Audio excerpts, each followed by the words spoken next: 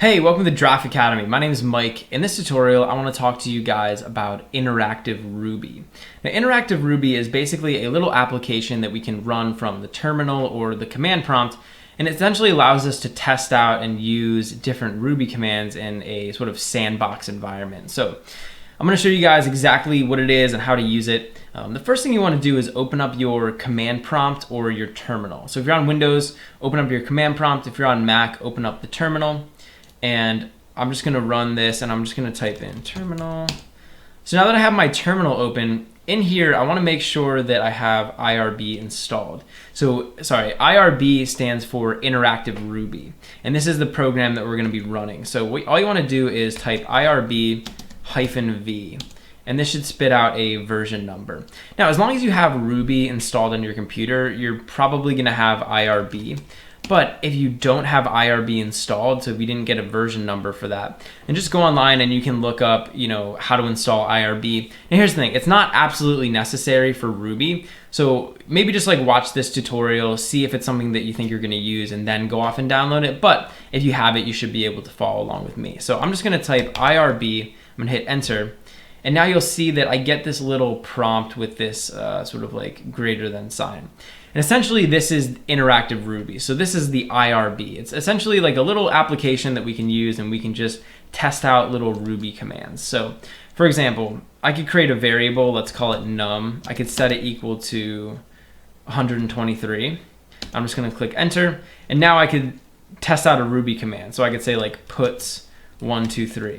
And this is gonna go ahead and print out the number that was stored in the variable. So essentially you can execute any valid Ruby commands from inside of the IRB. So I could create a method and we'll just call it say hi. And down here you'll see now I can write whatever is gonna be inside the method. So I could say puts hello. And now we can end off the method. So I'm just gonna click end.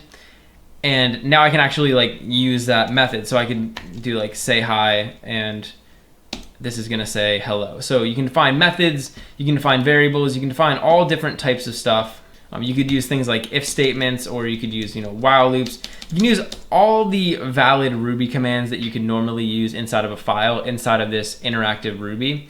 But basically this is just an environment where you can go to test out different functionality. You could test out a little method, you could test out a function, and it's an environment where there's literally no setup required. So you don't have to create a text file, you don't have to run the text file from the terminal. You can just go in here and try different things out, and it's very much like a sandbox environment. Now here's the thing, this is really good if you're just trying to test certain things out or see if something's gonna work. But generally, if you're going to be writing actual Ruby scripts or actual Ruby commands, you want to do that inside of a file. So this isn't a replacement for writing code out in a file and doing all that. This is a special environment that you want to use basically for testing purposes. But this can be really useful, and a lot of times if you go online and you see different Ruby tutorials, they'll be using the Interactive Ruby command line just because it's so useful and so easy to set up. So really, I just wanted to kind of introduce you guys to this and expose you to it so you know what it is and what it's doing. But I would say for the most part, you should be writing your Ruby code inside of a text editor. Hey, thanks for watching. If you enjoyed the video, please leave a like and subscribe to Draft Academy to be the first to know when we release new content.